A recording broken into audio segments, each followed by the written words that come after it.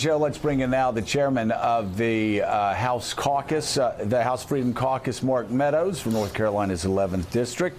Congressman, congratulations. Let me start by just asking you, how does this bill help people in North Carolina's 11th District, specifically about 60% of your district that's rural? You know, it really doesn't divide on rural or urban as much as it does making sure that almost every single American gets a tax cut, Joe. When you look at it, the Tax Policy Center, who's a nonpartisan analysis, said that less than 5% of the American people would not get a tax break. Some of those, obviously, in New York and California, where state and local tax was the biggest issue. But for my constituents, the average taxpayer will get over a $2,000 refund check that they wouldn't have got under a Democrat administration. So it's a good day for my district, but not just my district, from coast to coast. For the vast majority of Americans, they're going to get more of their money back in their pocket to spend it. But it's good to be with you this morning. Look forward to talking about tax policy. Obviously, just a few feet from where I am in a couple of hours, we'll be voting the final way to send it to 1600 Pennsylvania Avenue. So I'm not sure how you split, but, you know, when I came in, we had a group of conservatives in '94 that were obsessed on tax cuts and a group that were more obsessed on balancing the budget and keeping the federal debt down. I love tax cuts. I was always one of those debt guys. So obviously I see this bill. I'm worried about the $1.5 to $2 trillion additional debt. I'm worried about Medicare going bankrupt, Social Security going bankrupt. I'm worried about what younger Americans are going to have to pay.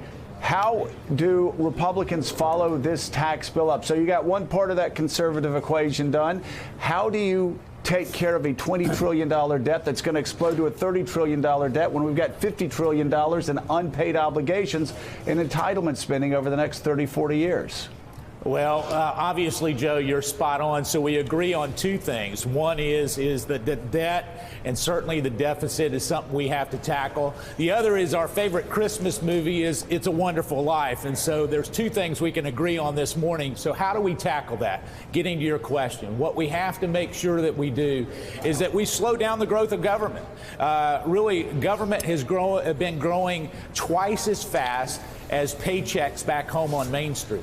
So what I propose is that we slow down the growth, not cut government, just slow down the growth at 2.5%. So when you talk about government, Congressman, as you know, when you talk about government, if you're just talking about discretionary domestic spending, that's 10, 11, 12% of the government.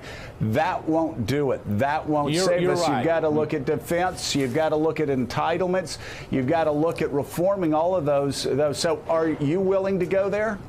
I am willing to go there. In fact, I've made public statements, Joe, because our deficit, I believe, is our number one national security risk, more so than anything else. In fact, when we're looking at the Department of Defense, I believe that we need to give more money to our fighting men and women and less money to those in the Pentagon just a few miles from here. You know, I believe that we could probably cut some of the fat from there, some 100 to 200,000 employees that actually do very little of the fighting and certainly more of the bureaucracy. So there's areas to look at trimming back across the spectrum, and so to suggest that it's only in one aspect would not be accurate.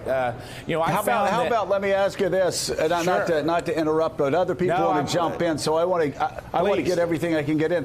What about weapons programs that the Pentagon doesn't want, but defense contractors want? What about going after weapons systems that we don't need, but that military contractors are pushing? Well, you know, the special interests and the K Street lobbyists probably don't want to hear that, but I believe that if we put our priority in terms of our national security interests first and not the special interests of K Street, whether they're defense lobbyists or not, I think when we do that, we're well served. And so I'm one of the few fiscal conservatives who are willing to stand up to that lobby. You were as well when you were here in the House. And so we look forward to addressing addressing that in a real way in this upcoming budget. Congressman, it's Willie Geist back here in New York. It's good to talk to you this morning. On the question of the corporate tax cut down to a rate of 21%, something you all have long sought, and a lot of people agree is a good idea to make us more competitive around the world. But your argument is that by cutting that rate, companies will have more capital, and thus they will hire more people, and that is in part why this bill is good for the middle class. But if you talk not just to Democrats who oppose the bill, but even economists, they'll say that's actually not what corporations by and large do when they get that money back. You know, they buy back their stock, they reinvest in the company, but they don't necessarily go out and hire a whole bunch of new people. Do you believe for some reason now that will change and a lower corporate tax rate that will mean more jobs here? Well, some economists would make the argument, Willie, that you just made. Some economists make exactly the opposite argument. I know that obviously I've probably during this tax debate met with almost 150 CFOs and CEOs in terms of what it means in terms of American jobs here in the United States, and overwhelmingly because of the way that we put together this foreign tax structure, there is an incentive now for jobs to be done here. And certainly some get paid the dividends. It would be intellectually dishonest to suggest otherwise. But as we look at that, overwhelmingly, we heard about job creation that was going to happen here. And I think for the viewers, for those that are concerned about their jobs being shipped abroad to China or wherever else, today's going to be a good day. They don't have to worry about the flight going overseas. And quite the opposite. Actually, we're going to be taxing those companies that have kept money abroad and forcing them to bring it back. And that's a unique thing that actually will be good for the American taxpayer. Is there some specific incentive in here, though, Congressman, that tells a company, by giving you this corporate tax rate, we encourage you or we incentivize you to hire people rather than just buying back stock and increasing your profits? I'm just looking at this as you've sold it as a middle-class tax bill, what it means to a middle-class person who's out of a job or looking for a better job, who's hoping a corporate tax cut will mean they get a new job or hired by one of these companies.